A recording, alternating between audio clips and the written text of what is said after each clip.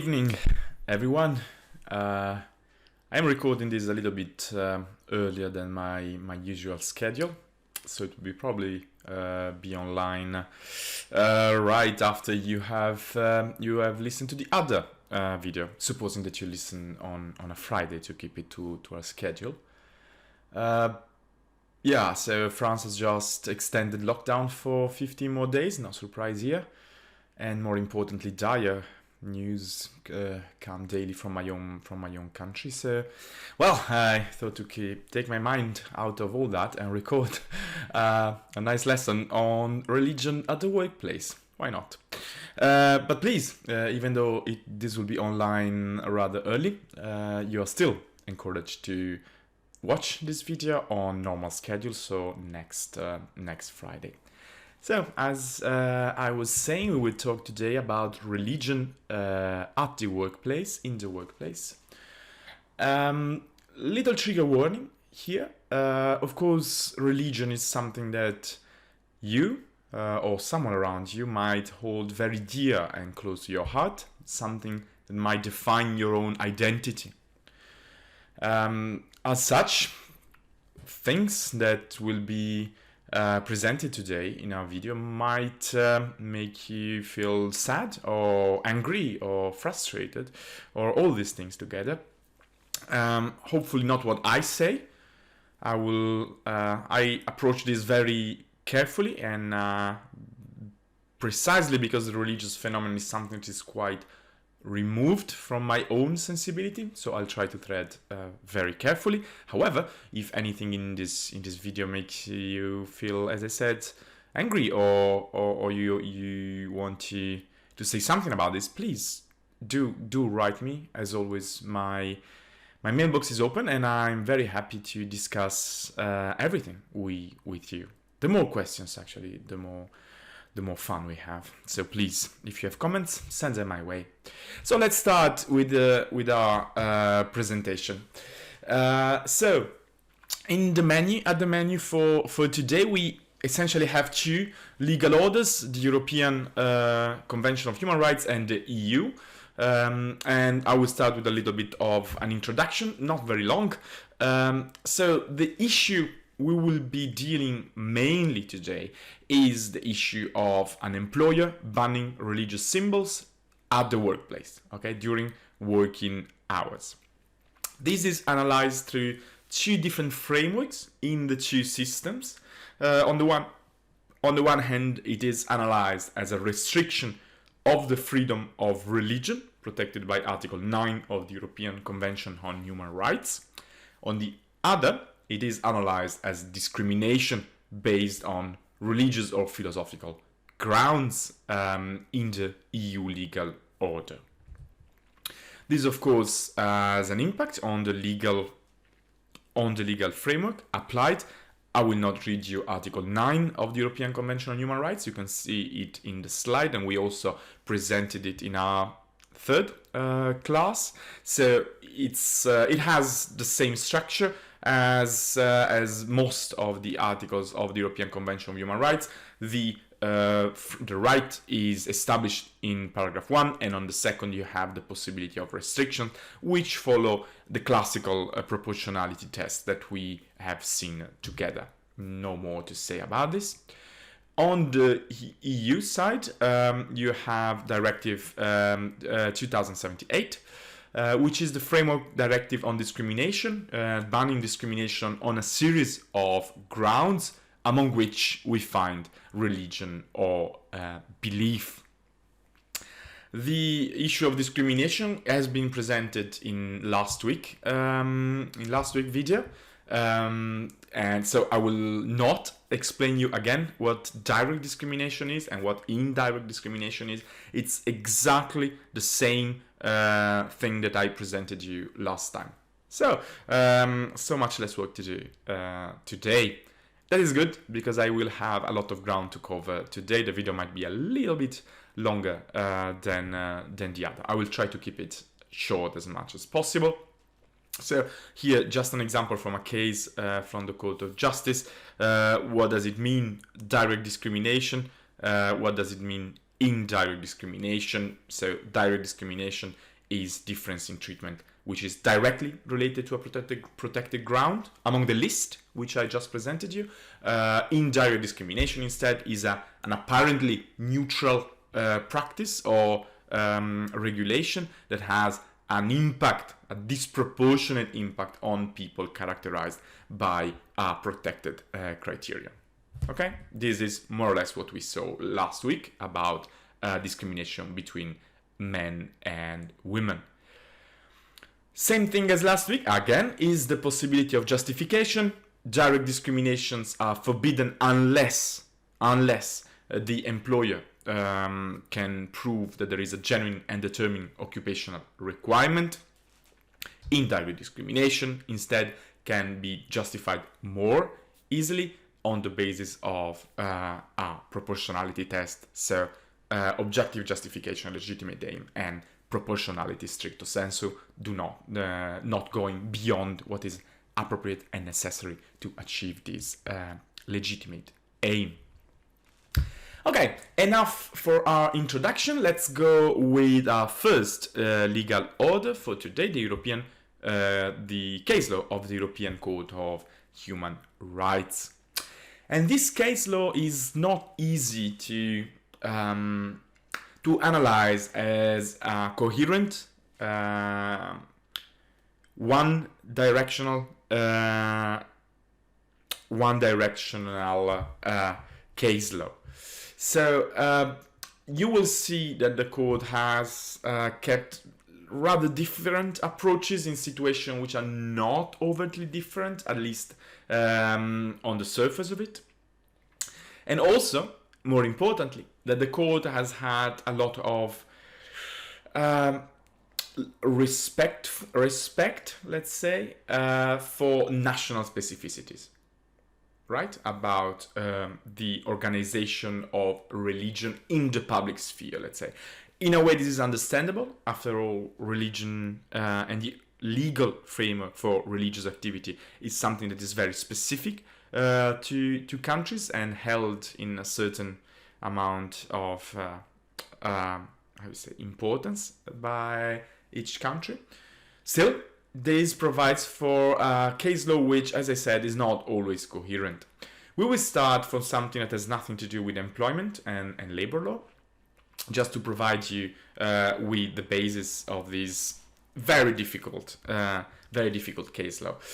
So this was a case about the ban in France of religious symbols during gym, physical education classes. A pupil, a girl, of course, had been expelled from a school because she refused to take away the Islamic headscarf that she was wearing, of course, because of her religion. So the case went up to the Court of Human Rights, and the court said this was not a restriction to the freedom of religion, because there was a wide margin of appreciation for the country, France. And here you can see the national specificity playing a role in the assessment of the Court of Human Rights. The French secular model was taken into account by the court, okay, to say, yes, the margin of appreciation is so wide that France can accommodate its own model. Of course, you can draw the conclusion that this is kind of strange in the context of human rights protection, taking into account national specificities. However, be it for, let's say, political caution by the Court of Human Rights or for legal situation, this is what the Court of Human Rights applies in the case of freedom of religion. Second case, again in education, dealt with Switzerland, which banned the use of Islamic headscarves for teachers. Pay attention to the words of the court. Those will come back to you in just 2 slides. So the court said that this ban was compatible with the Convention on Human Rights because the fact that the teacher was wearing Islamic headscarf could have an impact on the freedom of religion of the children. Okay, so a powerful external symbol which could influence the children. Okay, so this is the quote saying that banning wearing a religious symbol like the Islamic headscarf by teachers in school was okay under Article 9. The quote says this also with maybe not the best choice of words. You can see it in the slide. In fact, the quote seems to imply that there is an implicit problem between wearing the Islamic headscarf and the principle of gender equality, so human rights. Yeah, so this is one of those situations where you will have to draw your own conclusions of what you think about this statement by the Court of Human Rights. This statement was not repeated in more recent cases. As you have seen, this case is rather relatively old, so let's say it was a different time. But yes, so this is in the case law of the Court of Human Rights. And this is particularly frustrating, if you want, because then we had a different example also in the context of education. So we still have to dive into employment. In the context of education, we had a case in Italy concerning the fact that all Italian classrooms have to have a crucifix in the classroom. Okay, this is compulsory public education. And there was a person in Italy that raised the problem under freedom of religion. And it was kind of an interesting story, because the chamber of the Court of Human Rights ruled against Italy. It considered that, yes, this was a restriction of the freedom of religion. But then the Grand Chamber reversed the judgment. Fun fact, in between the two cases, this was a huge political discussion in Italy. People looking at the Italian judge, the Court of Human Rights, as a traitor of the nation, and so on and so forth. So yes, it was a big discussion, and then the Grand Chamber reversed the decision of the chamber by saying, as you can see in the slide, that the crucifix is a passive symbol. Okay, so it does not have an influence on the children, the students. Okay. Yeah. Again, I will leave you to draw your own conclusions. Maybe you are very happy with this case law. Maybe you are not. Of course, you are entitled to your opinion, even very strong opinion. Please do have very strong opinions about this. I will just say that there is probably a problem of coherence between the case law which we already saw, like Dalab, about the Islamic headscarf in the context of schools, and the crucifix. But again, keep in mind the very nation-centric approach that the European Court of Human Rights has in this case law. So of course, in Italy, you might say that the national culture is in favor of having this crucifix in classrooms. Again, everyone can have its own conclusions, whereas in France, national culture is in favor of secularism, so no religious symbols at all. Well, okay, this is the context in which we will start to look at employment law cases. So the one most important case, you have it on eCampus, is the case in Eweda and others against UK. It's actually 4 different cases. The first one, which gives the name, Eweda, is a case of a person wearing a Christian cross on top of her uniform, working for British Airways. The second is someone wearing a cross in the context of a work as a nurse in a psychiatric ward. The third one deals with a civil servant holding Christian beliefs so strong that I think it was a he or she, this I don't remember, refused to register partnership between people of the same sex, which existed already in the UK at the time. And finally, Macfarlane is again a Christian person, this time private employee that was refusing to perform as a couple therapist for a couple of the same sex. Okay, so 4 situations. All the time is a question of Christian faith. This is also the funny thing of Eweda case. But as you can see, very different clash of rights. So the problem was with a neutrality policy of the company, British Airways, banning all religious symbols. The second was a conflict between religious freedom and the safety of patients, carrying across at the psychiatric ward. And in the other two, it was more difficult to exactly understand what was the rights invoked by the person. It was more like freedom of religion against non-discrimination and equality. Okay, so 4 different situations, and the answers are quite different. Okay, so first of all, an important thing by the Court of Human Rights was also to state that there is no requirement to prove that, for instance, carrying a cross on top of the uniform is an actually duty mandated by the religion or of the applicant. Okay, so you don't have to demonstrate that yes, you really have a duty to carry a cross if you carry a cross because you consider that your religion mandates that you carry this cross in a visible way. This is accepted by the Court of Human Rights.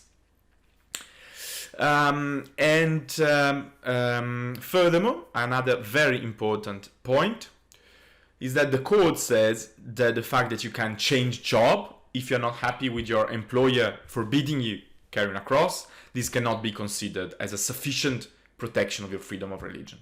Okay, this is a very important step because actually in the past the court had held the opinion that in the end your freedom of religion was very difficult to restrict because you could always quit your job and keep your freedom of religion. Okay, so the court is changing its approach and actually confirming that yes, being fired because of your religious beliefs is a restriction, which might be justified, that's another point, but it is in itself a restriction of your freedom of religion. Okay, that has to be justified under paragraph 2 of Article 9. Now, in Eweda, the balance was between the wish of British Airways to project an image of neutrality. Keep this in mind, it will come back, an image of neutrality against the freedom of religion of Miss Eweda. Okay? So the Court of Human Rights considered that the courts in the UK, which had dismissed the claim against British Airways, had accorded too much weight to the right of the employer to project a certain image of neutrality. Okay.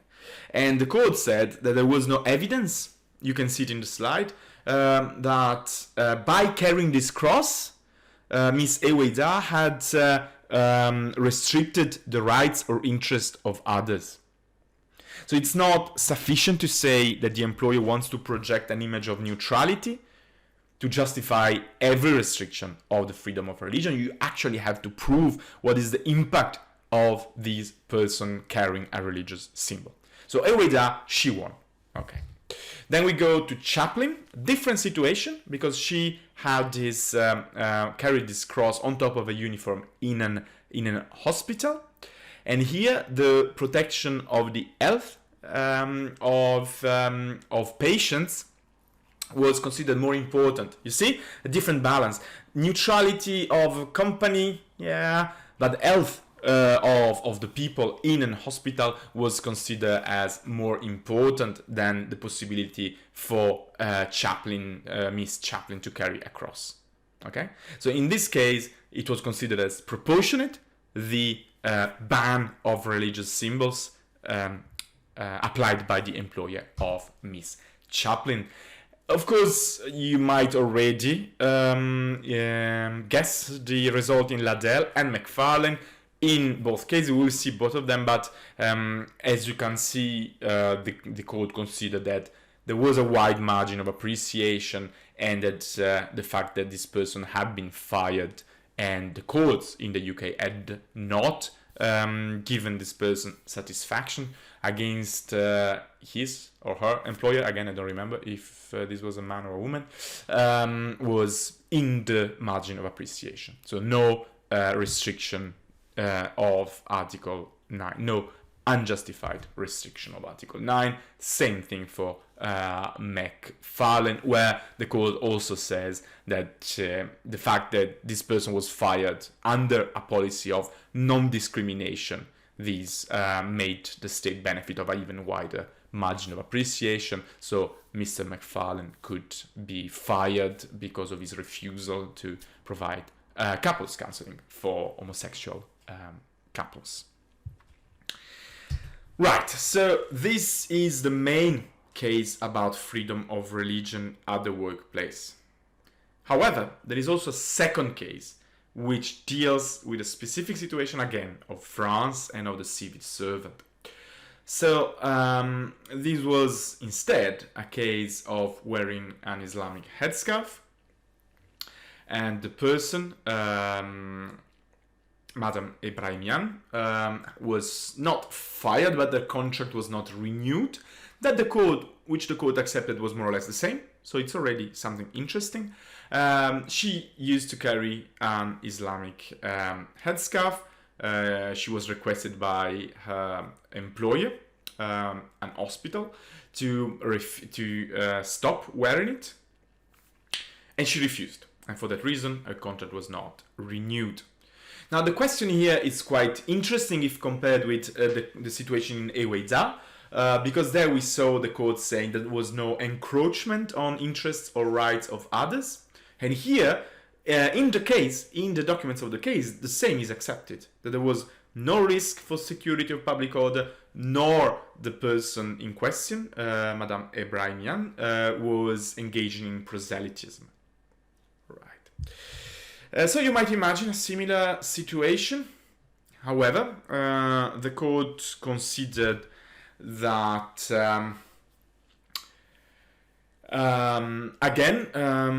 the specific situation of France warranted a wider margin of appreciation, and considered then the ban on religious symbol in the civil service was a legitimate aim because of protecting the rights and freedoms of others, so of patients in this case, of users of the civil service, and to ensure the respect for all religions and beliefs and so on and so forth. Okay, guaranteeing strict equality.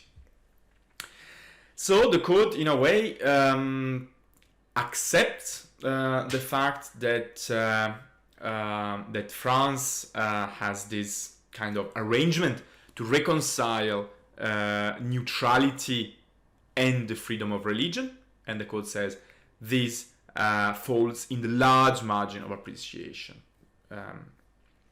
left to the member states. Okay, so we have this double, let's say, situation under the European Convention on Human Rights.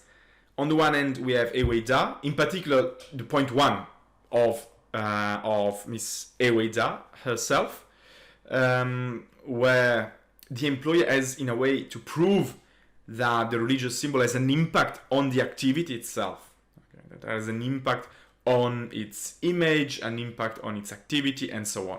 If there is an impact, then the ban can be justified. Remember Chaplin, the second case in Eweida. But if there is no impact or this cannot be proved, then Eweida and the Court of Human Rights considers as an unjustified restriction of the freedom of religion.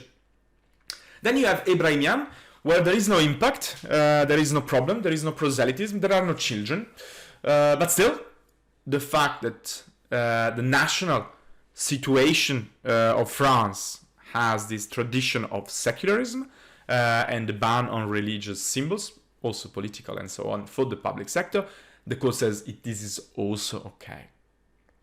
So you have this double situation, and you, as a lawyer, have also always then to take into account the national specific situation when you are considering the role of the Court of Human Rights in a possible case.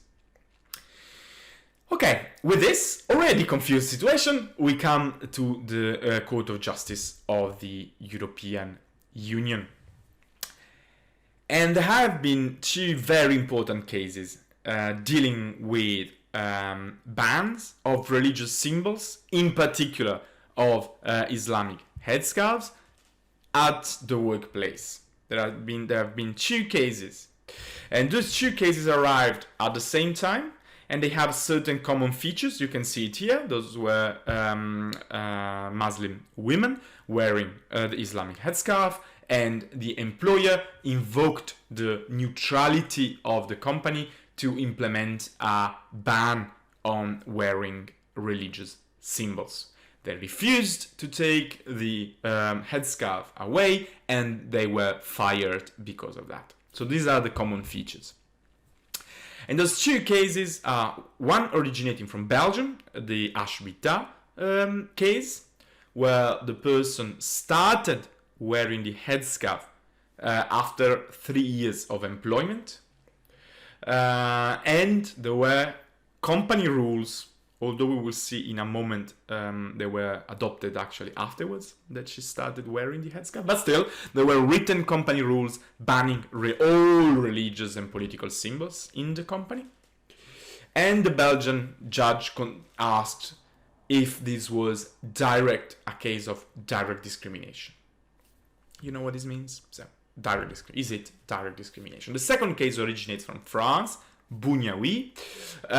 In this case, the person was wearing the headscarf since the beginning. She was hired while she was wearing the headscarf. She was a computer engineer, so she was sent to the client's offices, workplaces, and so on to work there. And then one of the clients complained, asking the company the next time they should send someone without a headscarf. Okay, and because of that, the employer of Madame Bouniaoui asked her to take it away. She refused, and she was fired. And the French judge asked, "Is a request from the clients a justification for a discrimination? Can the employer say, well, the clients don't want people with a headscarf working at the workplace, then I can fire this person. It is a difference in treatment, but this is justified." So is this a justification? Okay, those were the two cases arriving at the Court of Justice. And there was one precedent, as we will see in a moment, not exactly a precedent, but still there was one precedent, which was the case in Ferein. The case in Ferein was a sort of a dumb case. There was an employer in a Belgian company that had stated publicly, if I'm not mistaken, in a television interview or something like that he would not hire Moroccans because he had a company of installation of domestic alarms, and clients would not want their alarms to be installed by immigrants. Now, of course, some of you might think that this employer was an horrible racist, and others would be wrong. So he was racist, and the Court of Justice considered that yes, this was direct discrimination, although there was no specific applicant, but the simple fact that this person has stated that he was not willing to hire immigrants was sufficient to prove that he would discourage applicants. Okay, so he was condemned for that. But it was kind of different. So it was ethnic or racial discrimination, and it was a very clear direct discrimination. So the case was a precedent, and it's also in employment. If you're curious, go read the case. It's fun, but yeah, was not much of a use in addressing these specific questions. So this case was, those two cases were really awaited. So people were waiting for these cases from the Court of Justice, holding their breath. It was the occasion, as stated by a colleague in the UK, to see whether the Court of Justice would align itself with the convention, with the European Court of Human Rights, and in which case, which case law. Both cases were to be decided by the Grand Chamber of the Court of Justice, again highlighting their importance. And just to raise, the hype for these decisions, there were two opinions from two different Advocate General, Advocate General Cocotte in Achbita and Advocate General Sharpston in Bouniaoui, and those two opinions were different. Okay, the two Advocate General went on a very different direction, and this is also very fascinating. So Advocate General Cocotte considered that religion was a belief, something that a person chooses. Okay, so you choose your religion. As such, this is only indirect discrimination, because this is not something that you cannot change. Okay, so this was in the reasoning of Advocate General Cocotte, indirect discrimination. This was applied in the same way for everyone, because, and this is her opinion, even an atheist who would carry, I don't know what symbol an atheist would have to carry. I don't know. There was a very nice punk rock group in the 90s. They were called the Bad Religion. So suppose you go with a T-shirt of Bad Religion at work to show that you are an atheist. Okay, kind of a strange hypothesis, but this was the reasoning. So this ban on all symbols would also apply to people who have no religious beliefs. So this is indirect discrimination. This is a neutral rule. As such, it can be justified. It can be justified in the reasoning of the Advocate General by a neutrality policy at the company, and to do so you should take into account a series of elements. You can see them in the slide, and draw your attention to the last one, to the very last one, because there you have it, the national identity of the member state coming back again. So here there is some influence from the case law of the Court of Human Rights. We just spoke about this. So Advocate General Cocotte, this is indirect discrimination. It can be justified. Check this element, and also check the national identity of the member state concerned, which was relevant particularly in the other case, in Bouniaoui, because the case originated from France. So again, you could say, oh, national identity of secularism, this should have an impact. On the other hand, Advocate General Sharpston considered that religion is an identity. It's not something that you choose as much something that you are. Okay? So you cannot just change your religion with the same ease with which you would change your clothes, or etc., etc. Okay? So in her reasoning, this is direct discrimination. So if someone has no religion at all, they would not have been dismissed. Okay? So this rule is direct discriminatory against this person. Okay? And the Advocate General continues, there is no genuine occupational requirement. This is not much of a surprise to justify this difference in treatment. Hence, this is direct discrimination.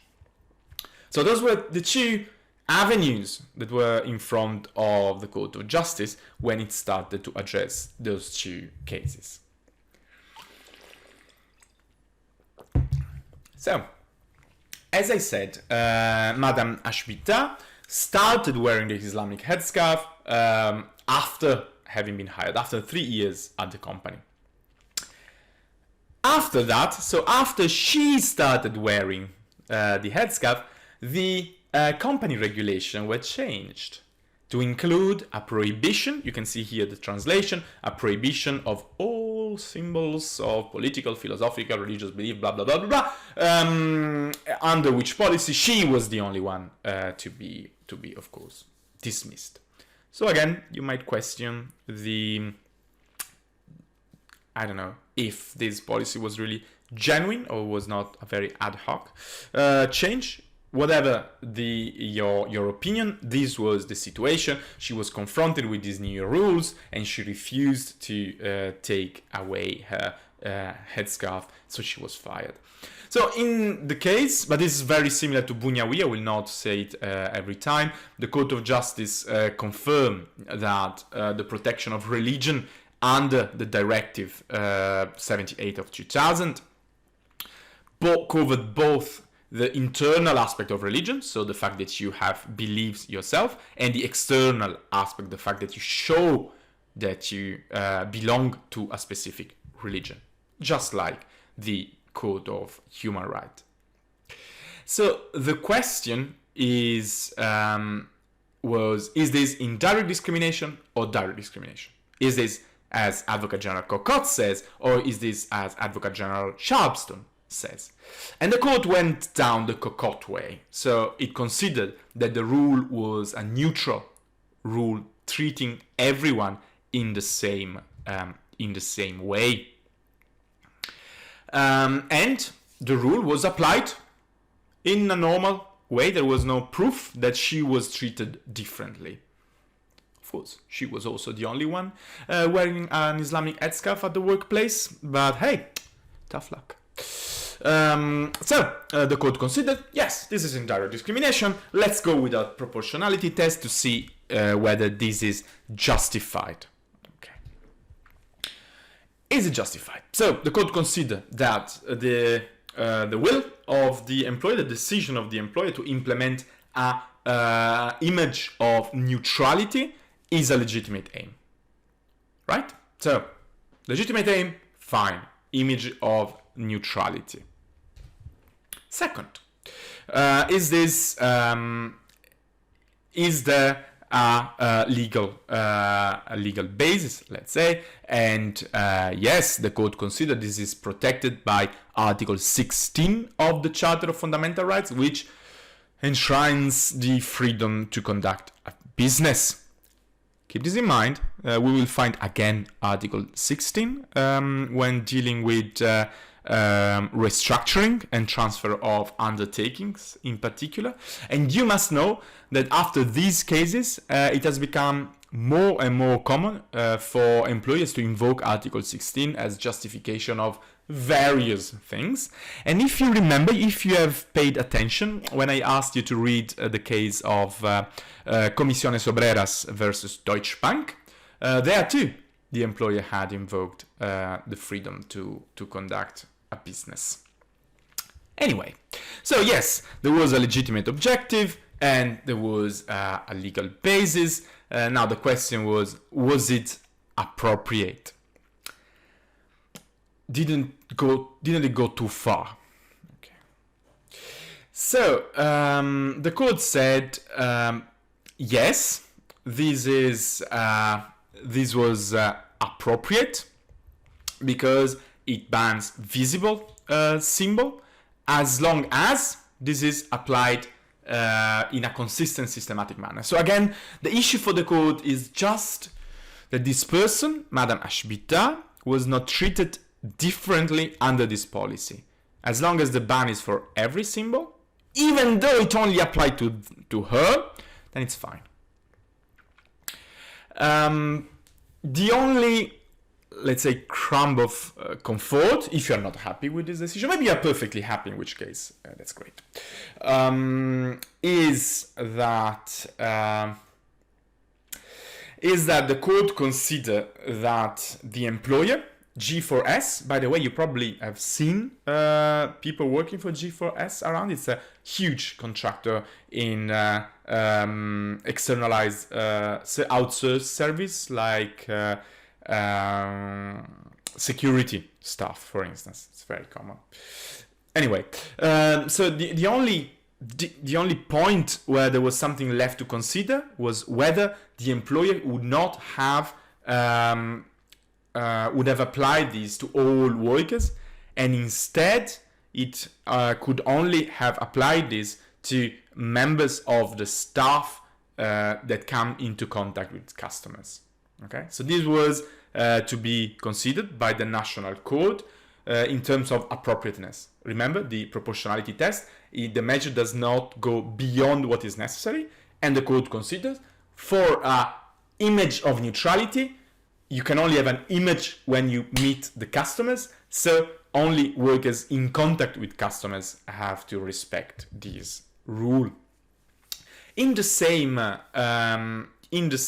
vein, so the code concludes that if that is the case, then the prohibition of religious symbols is limited to what is strictly necessary, then it's all fine. Okay, it was there was a legitimate objective, it was necessary to achieve this objective, and it was proportionate. There is an interesting opening in this decision, supposing you don't like it. There is an interesting opening that says that the employer should have considered whether it was possible to move this person to another job where there was no contact with the customers. Okay, so this is the conclusion of the code. Yes, you can apply this policy of neutrality, which implies banning all religious symbols, as long as you apply it to all workers, and as long as you apply only to workers that are in contact with customers. And if someone is not in compliance with this rule, then you should consider whether you can move them to a different position where they have no contact with customers. But that is all. You can't actually fire someone because they do not want to comply with a rule that says you cannot wear your Islamic headscarf at work. This is the conclusion of the code in Ashbita. Bouniaoui, you will see no surprises, very similar. The situation is kind of different. So she was hired already when she was wearing the headscarf. And there was a complaint of a client, nice people out there, asking that next time, please, no headscarf when you send someone working at our offices. So yes, you see, this is from the case. So from the case, imagine having someone asking no veil next time, and being taken even seriously. But that's what happened. So the company fired Madame Bouniaoui on the basis of the complaint of the user undertaking, of the customer. Now the difference here is the case goes very similarly to Ashbita. The difference here was that this policy of neutrality was a unwritten rule that supposedly the employer had communicated orally to Madame Bouniaoui. Still, this was no problem for the court. Again, the reasoning is very similar. Yes, it is a difference in treatment, but it can be justified by a legitimate aim, and the policy of neutrality is a legitimate aim, so all is fine. The only extra thing in comparison with Ashbita deals with the question which was sent by the French judge, because if you remember, the question was about are the wishes of a country justification, even more, a genuine and determined occupational requirement. So are the wishes of a customer something that can justify a direct discrimination? And luckily, the Court of Justice said no. Okay, so at least that.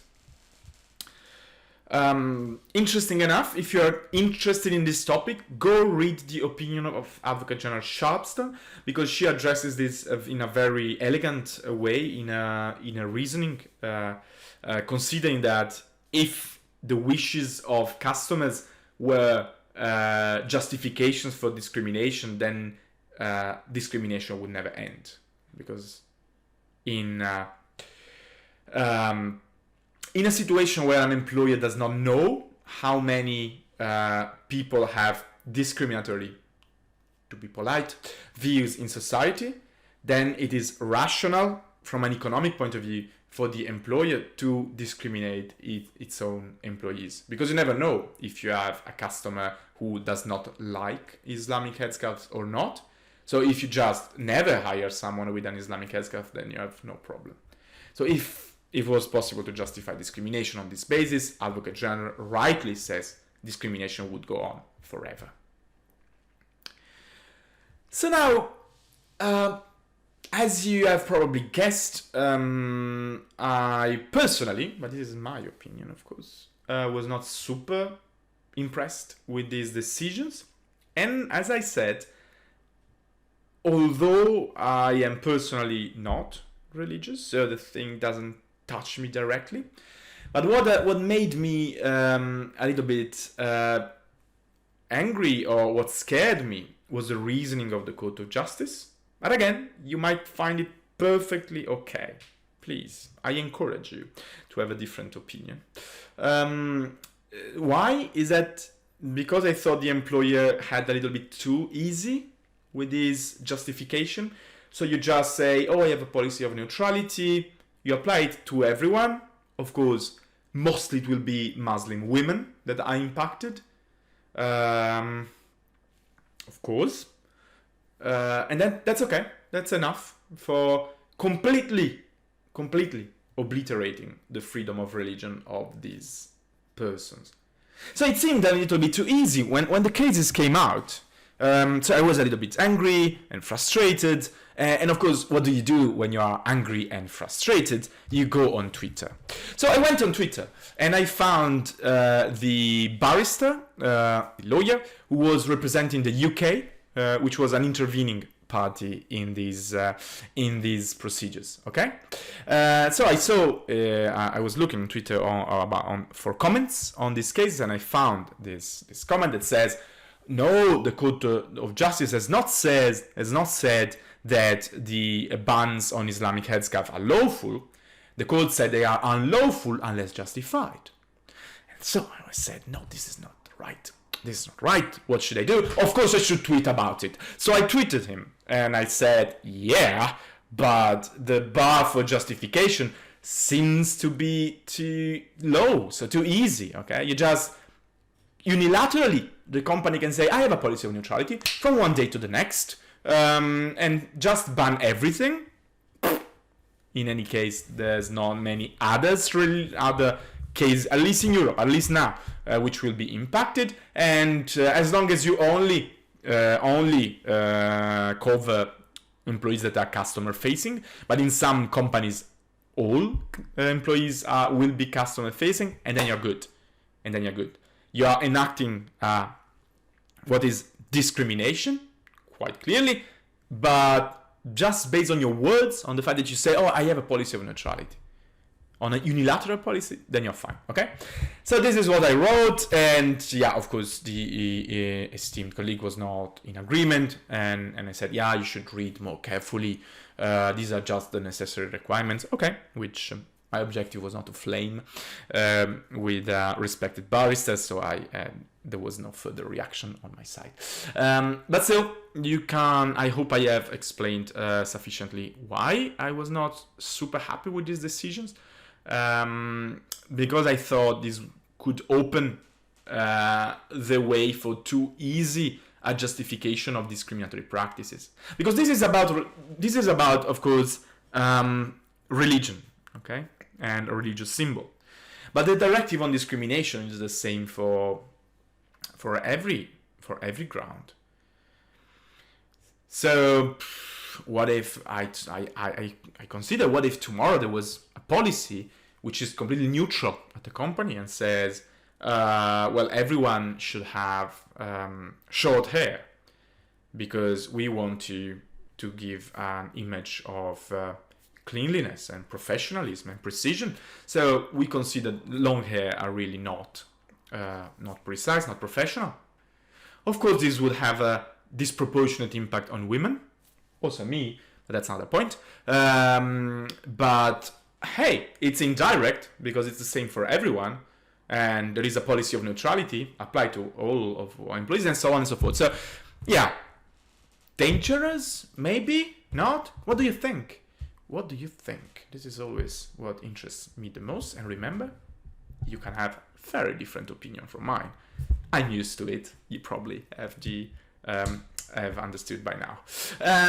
So, final conclusions are real conclusions. Yes, you can, as an employer, ban all symbols from your company. Religious, political, everything. As long as you only cover customer-facing employees, as long as you communicate, of course, these to the employees, and as long as this is applied in the same way to everyone. The second point is whether the Court of Justice of the European Union and the European Court of Human Rights are in agreement. And this really depends on which strand of the case law of the European Court of Human Rights you take. Because if you take Eweda and you take the first case, Eweda in the strict sense, then no. Because in Eweda it was precisely this situation. It was precisely a neutrality policy of a company against freedom of religion. And the court said, this is not the same importance. The image of neutrality of a company is not the same. Of course, the European Court of Human Rights has no article protecting the freedom to conduct a business, as, on the other hand, the EU has in the convention, in the Charter of Fundamental Rights of the EU. So maybe that's what changes the scales. In which case, you should be angry about Article 16, of course, of the Charter. Anyway, so if you take Eweda, it seems that the two courts are in disagreement, which is always very fun for lawyers. Of course, we all admit that. Or if you take the Islamic headscarf strand of cases at the Court of Human Rights in France or in Switzerland, then no. It seems that you can ban everything, no problem. So yeah, the complicated case law by the Court of Human Rights makes it difficult to have a definitive conclusion. Are the two courts in agreement or not? Again, you can decide, and if you have a case one day as a lawyer or judge or etc., you can a little bit try to find from these different strands of case law elements that could help your case and be prepared to hear the different argument on the other side. Right, I have talked quite enough. We are almost clocking the hour, which is my absolute limit for a video. Come on, you watch me talk for 1 hour. Must be terrible. So we will conclude with your homework as always. Last time we had an increase in the number of answers. Please continue. Keep sending in questions, answers, comments, and particularly since this is a kind of touchy subject, if these cases were perfectly fine for you and you found my critical tone of the Court of Justice disrespectful, tell me so. We can have a discussion. Or on the other hand, if those decisions from the Court of Justice or the Court of Human Rights, they are not saints, did anger you, please feel free to vent your frustration in a flaming email sent to yours truly. I will read it with pleasure. Now, what you have to do, I have put another case on eCampus, Eggenberger.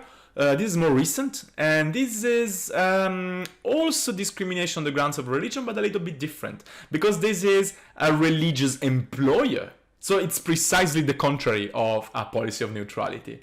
This is a policy of partiality. Anyway, can an employer use the freedom of religion to fire someone or not hire someone? Read Eggenberger. It's a very interesting case. There's also some sort of joke inside, if you can find it. And tell me what is, if any, special treatment awarded to religious employers under EU law, and if there is a difference of treatment of these employers, what is this difference? And also, I would be very curious if you can also find in your national situation some similarity, some specific rule that applies to religious organization, for instance. They are called sometimes different. In many legal orders, like the Italian or the German, they are Tendenzbetrieb or something like that, organizzazioni di tendenza. So let me know if you have examples, and if the EU law approach mirrors your national one. Because if it doesn't, well, that's a lot of cases waiting to happen. Right. So hope you have enjoyed the ride and managed to take your mind away from the world situation for 1 hour. I mean, doing that with European labor law is not really the best. Go watch a movie. It really works much better. But for me, at least, it has worked for the past hour. I did not think of any dire news, coronavirus related. So keep on staying safe. I hope you're all well as your families and loved ones. And well, see you for the next video. Bye.